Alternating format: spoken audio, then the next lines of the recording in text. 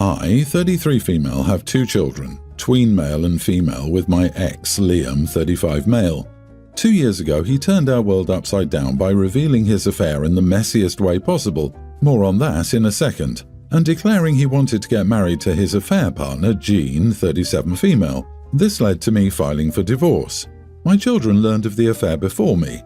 Liam took Jean to meet the kids outside of school, and he tried to tell them that she would be their new mom. He asked the kids to tell me they wanted to live with him and Jean.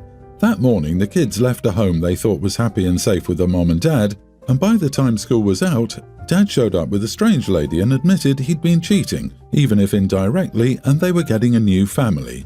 I got a call from the school because the kids were distraught and ran back to their teacher after Liam pulled this stunt. Liam attempted to win sole custody of the kids during our divorce, and he declared his intention for Jean to adopt them. This was not well received by the courts. It led to some parts of our divorce being drawn out because he claimed that it made him eligible for everything accumulated during the marriage, despite my working for everything too. So he is known and has made an idiot of himself in court before. Liam married Jean right after our divorce was finalized. In the time that has followed since the divorce, and even since Liam revealed his affair, there's been a source of added conflict. When we were together, we involved the kids in celebrating and planning each birthday, including ours. It became a sweet little tradition where the kids helped me cook for his birthday, and he brought the kids to pick up my favorite takeout. We helped them shop for the birthday gift as well. He expected this to continue after the divorce and for Jean to be included. My brother took over helping the kids because they asked him to, but the kids don't do it for him or Jean. Liam claims I should be helping them do it, or I should make my brother help them do it for him and Jean. He claims this is parental alienation, my refusal to continue this tradition for him and Jean, or to get my brother to do it in my place. So he filed a motion with the courts, and we had a court date recently where he spewed all this nonsense. He claimed that we'd promised to continue this for each other, how he held up his end until I refused, etc., and that it was my wish to negatively influence his and Jean's relationship with the kids.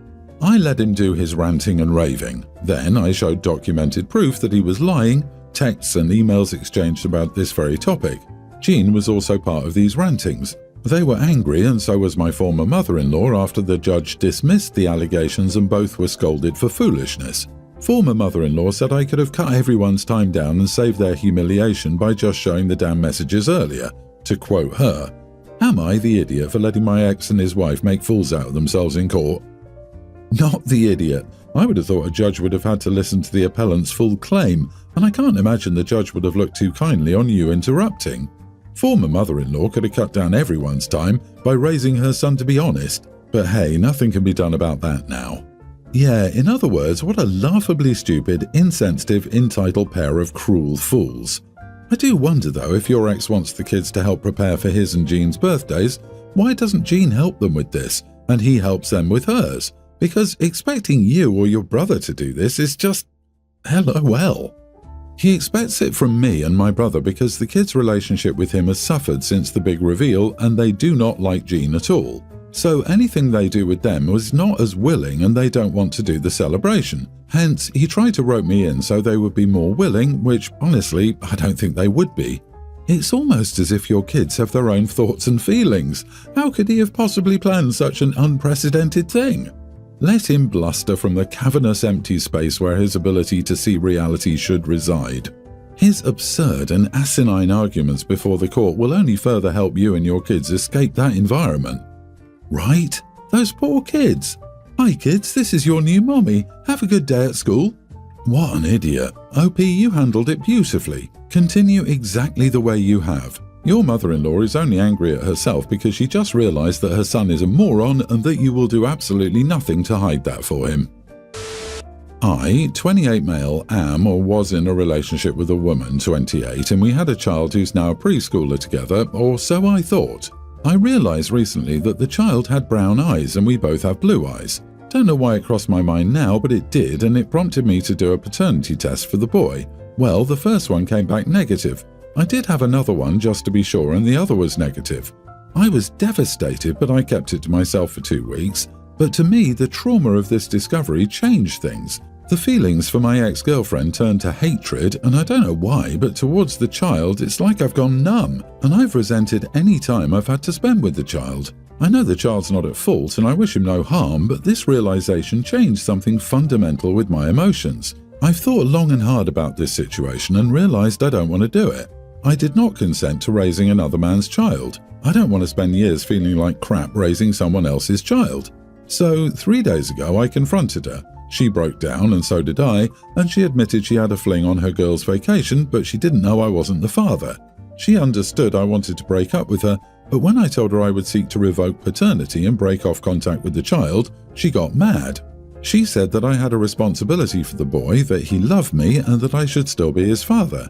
I said no, and she got mad, so I felt I better remove myself from the situation and went to my buddy's house where I've been staying. Now, we live in Sweden and I know I can petition for the court to revoke paternity, and it's not like the child will starve or anything. We have a functioning social safety net. As for the relationship with the boy, I don't feel like I want one anymore. I don't know why, but my feelings aren't there anymore. I feel like I've been conned. As I said, I did not consent to raise somebody else's child. My buddies are all on my side, but my mother thinks I should consider the boy. So, am I the idiot? It's a sad situation, but with your feelings, you should cut ties now. It will be easier for a boy his age than when he's older. I don't understand how anyone can care for a child for several years and then walk away, but if that's how you feel, better for the child to have you gone. Do not just walk away without trying to tell the child goodbye, or you will be the idiot. Yeah, I can't help but feel bad for you and the baby. This boy loved you with all his heart. Your scent is his safety. Your arms are the safest place in the world. He may get over it soon, or it might leave a scar on both you and the boy. You should also consider your mother might be attached deeply to the boy, and cutting him off might hurt her. For years, she was a granny, and suddenly the baby is gone and she isn't grandma anymore. There are lots and lots of intertwined feelings. I disagree. She did the dirty and now she's mad she can't make OP stay and help her pick up the pieces.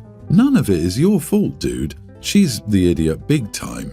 You've been cheated on and lied to for years. The only responsibility is on the mother and her fling. She created this mess so she can fix it. I don't understand this entitled attitude that you owe anything to anyone.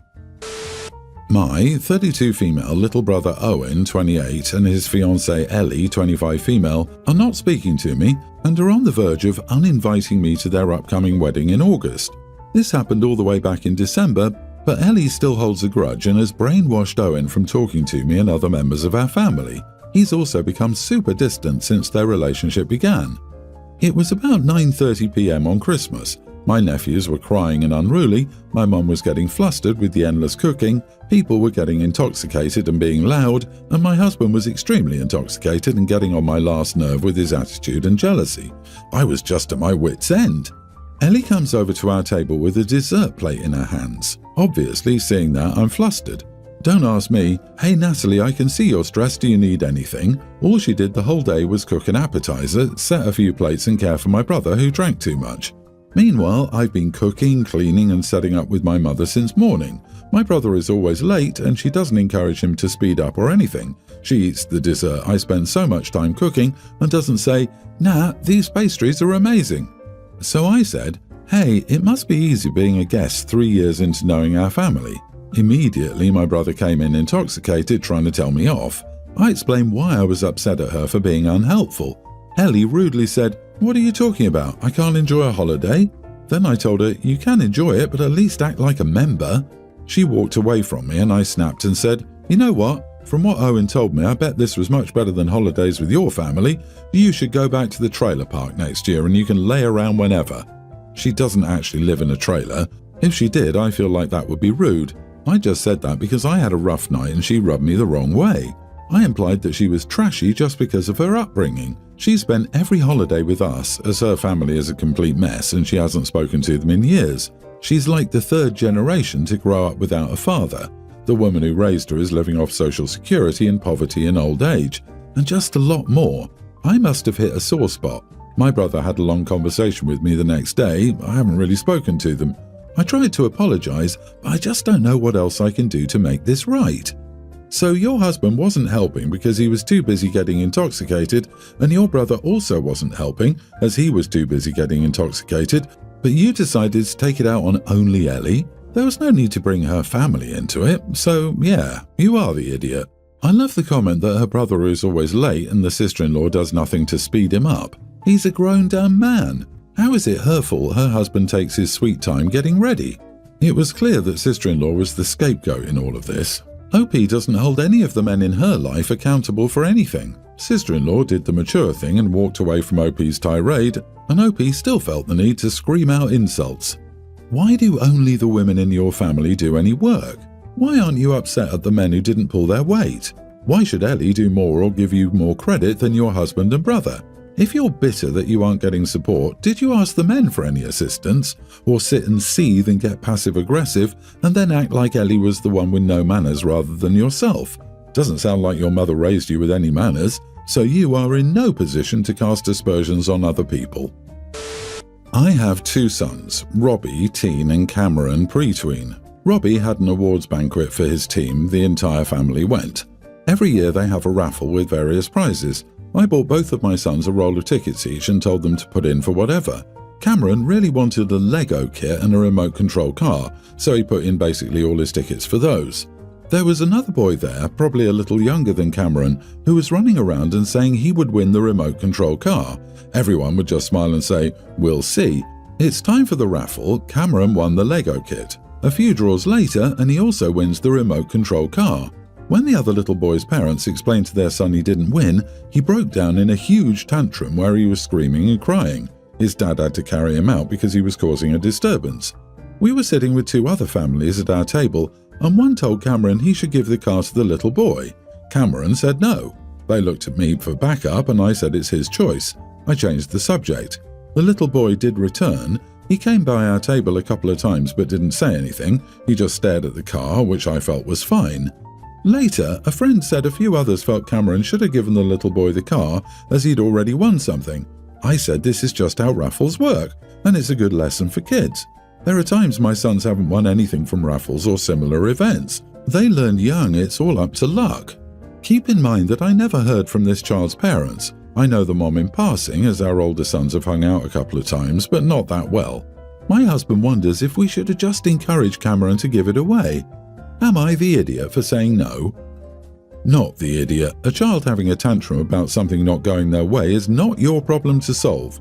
It's absolutely ridiculous that other families made such comments. You should have told them they were welcome to buy the kid something if they felt so strongly about vocalizing their opinion on it. Your kid got lucky. It would make no sense to punish him for it. If your child had a tantrum, would you expect others to give him things because of it? Seriously, if this was my kid, I'd be so angry if the other parents offered up the car.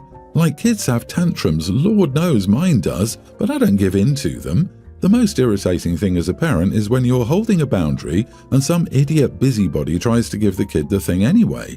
Like, moron, do you really think I don't have a quarter for the vending machines? I'm trying to teach her she doesn't get a thing every time we leave the house, especially not if she's being a pill. See, the mindset of all those families that suggest you give the child a gift to stop them from continuing a tantrum is exactly how entitled children are made. Honestly, I'm glad you stuck up for your son. I hope he enjoys his car and Lego. I, 18 male, am a college student. I live with my parents still, but am preparing to move out to some student housing starting in 2nd year. So I have this cousin, a tween female, who's been living with us since late last year. She claims to be a lesbian and she ran away from her parents because they just didn't like the fact that she was a lesbian. She's too young to know if she's a lesbian, but besides that, she's a good kid and she really loves soccer and she's really bright in school, so I feel like she has a good future ahead of her. My cousin used to sleep in a room in the basement, but earlier this month she got scared of the basement because she had a nightmare down there. So nowadays she sleeps on the floor on a spare mattress in my bedroom. She does this because she told my parents that she doesn't want to be alone and that she wants to bunk with me, even though I didn't ask for it. Our relationship used to be good, but sharing my room with her has been annoying. I don't know when she'll move out of my room or if she'll ever get comfortable in the basement. I keep telling myself that I'll be moving out of the house this summer anyway, but the summer can't come fast enough. A few nights ago, I got into a small argument with my cousin where I really laid into her and let her know that we're letting her stay at our house because we're good people. We're doing extra for her, but we choose not to go above and beyond for her anymore and send her back to her parents' house. Her eyes got wide as I told her this, and she couldn't sleep during the night after our argument. Am I the idiot for not wanting my cousin in my room? You are the idiot. She's traumatized from running away from home and being rejected by her parents. She's clearly trying to bond with you, and in return you give her the charity speech. Sheesh, I wouldn't be able to sleep either. You can mend this if you apologize and explain your struggles with guarding your personal space, whatever that means. Also, take the basement and give her your room if you can't share it at all. It's just for a couple of months, after all. Are we surprised by an 18-year-old being immature? Not the idiot. There's absolutely no reason for her to be in your room.